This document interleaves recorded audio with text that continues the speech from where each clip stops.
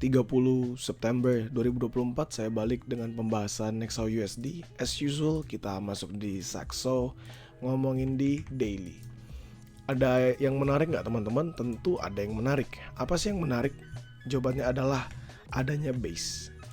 Ya, adanya base selalu jadi hal yang menarik bagi para seller atau setidak-tidaknya para trader lah. Saya nggak usah buletin para seller, para trader aja lah. Kenapa saya bilang selalu menarik? Karena base ini yang ngebantu kita untuk bernafas. Ya, it's just about a rally, base,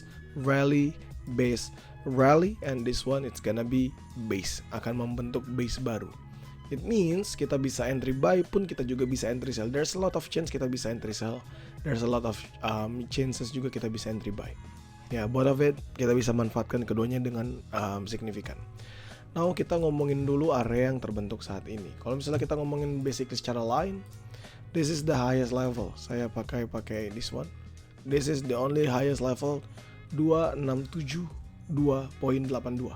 Walaupun kalau misalnya kita ngeliat sini dia sampai 2685, tapi kita kan ngitung dari closingannya 2672 ya. Teman-teman bisa perhatikan sendiri. Lalu kita ngomongin the lowest level dalam base. Where is it? Di mana lowest level dalam base yang terbentuk? Which is these places. 2643.37. Harga sekarang ada di 2654.46. Oke. Kalau misalnya kita ngomongin PDH-PDL, at least ini 2674 ya. Beda beti lah. Bedanya 20-an pips saja. Ini kan highestnya sampai 2674, lowestnya sampai 2643. Dan kondisi sekarang candlestick-nya ini masih dalam inner liquidity-nya, masih di dalam pergerakan yang terjadi pada Jumat kemarin. Teman-teman sendiri perhatikan. If we check by the highest level, is it 2685 berarti ya kan? Ini ada di 2685. Is it for the highest level ya? Saya ulangin. The highest levelnya di 2685. Dan the lowest levelnya pun still di 2643. Artinya apa? Ini adalah pembentukan base baru. Kalau dia break 2685 going to 2700 confirm, dia break 2643 maka dia bisa kembali untuk nge-close at least ya setidak-tidaknya nutup lagi beberapa gap di bawah 2630, 2625, 2620 begitu. Oke. Jadi ini dulu secara daily-nya. Apakah daily-nya berubah? Saya jadinya nge-sell? No. Daily still conviction saya adalah bullish. Gak berubah. Daily still there's a conviction for bullish momentum. Yang berubah apa? Yang berubah adalah trade plan kita dalam time frame yang lebih rendah. Karena there's a big chances kita bisa makan untuk sell juga. Now saya akan balik ke Owanda. Kita ngomongin di H4. Let's see apa yang terjadi di H4 ya teman-teman sekalian. Di H4 ini kalau salah kita perhatikan pembentukannya itu gak gitu banyak. Ini saya hapus-hapus dulu aja biar teman-teman tidak gitu pusing ngelihat banyak tulisan biru-biru ya. Ini saya hapus-hapus. Nah, biar tidak pusing aja sih. Sekarang teman-teman bisa perhatikan di sini lebih nyaman ya.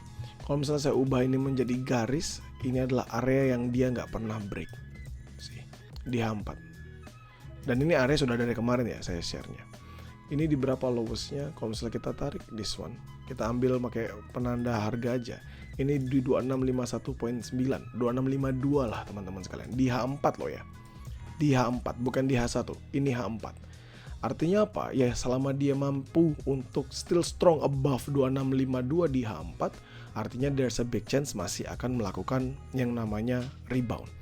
Tentu teman-teman bisa perhatikan liquidity grab up, dia volatile hajar sampai bawah sampai di 2644, dia close-nya di 2651.8. This one hajar sampai 2643, close-nya di 2658. This one drop sampai 2647 dan sekarang ada di 2654.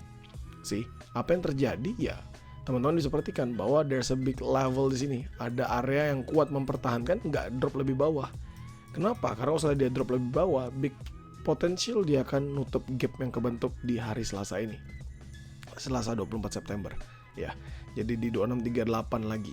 Jadi 2652 break 2638. Nanti kita akan ngeliat lebih detailnya di H1. Now kita ngomong ke H1. Jadi kita udah dapat duluan ya 2652 ini sebagai salah satu level terbaik yang bisa kita pertahankan. Now kita cek this one, teman-teman bisa lihat ya, up drop ketahan, tarik sampai belakang sini, akhirnya dia ketemu dengan area yang di retest. Ini harganya di berapa? Kalau misalnya kita bertanya seperti itu. 2643. Jadi ini saya buletin 2652 aja biar 2652 dan 2643. This is the level. Now we check by garis. Kita ngomongin secara closingannya sekarang. Nih closingannya. Sip. Closingannya ada di berapa? Ini ada di 2645 teman-teman. Ya, ini ada di 2645. Kalau misalnya saya ubah gini kelihatan. Nah, 2645. Artinya apa? Artinya kalau teman-teman perhatikan 2645, 2643 ini salah satu area buy saya nanti. Buy for entry. High risk kedua. High risk pertama di mana? Tentu high risk pertama 2652 ini. Yep, 2652, 2650, simple. No biggies. Hanya di sini aja. Nah, catatannya apa? Ya tentu tadi teman-teman lihat H4 H1 2652 mampu mempertahankan. Drop up ketahan, drop breakout bullish kenceng. Dia retest kembali, maka ini adalah salah satu level yang perlu kita konsiderasi. So 2652, 2650. Ya, as long 2652-nya nggak breakout di H1 tentu. Lalu yang kedua di mana? 2645, 2643. Selama apa? Selama 2643-nya yang nggak di breakout karena dia adalah support terbawahnya. See? Yap. Taking liquidity, dia ngambil ke bawah, nggak ada yang nge-close lebih dari itu, lalu dia kembali bullish momentum. Kenapa sih kok masih nge-buy? Tentu karena kita lihat secara teknikal still strong for buying position. Dan yang kedua adalah secara geopolitik. Teman-teman sudah banyak lah berita-berita tentang kekisruhan di Timur Tengah. Teman-teman lihat kekisruhan yang terjadi antara negara yang memang sudah sebelum-sebelumnya bikin masalah. Nanti teman-teman baca lagi aja, teman-teman perhatikan bagaimana dampaknya terhadap sektor ekonomi. Begitu. Ini akan menjadi dua areanya saya. Nah sekarang sell. Nah itu adalah pertanyaan yang bagus. Sekarang sell di mana, King? Kita kalau selalu ngambil hanya the highest level di sini dan paling atas. Ini kita punya banyak banget teman-temannya. Banyak banget. Ini ada di 2663, ini ada di 2669, ini ada di 2673, ini ada di 2675 dan paling atas 26 ini. Tapi gimana kita tahu yang mana yang terbaik? Ya, gimana kita tahu yang mana yang terbaik? So kita ambil juga dari H4-nya dulu untuk melihat the highest level.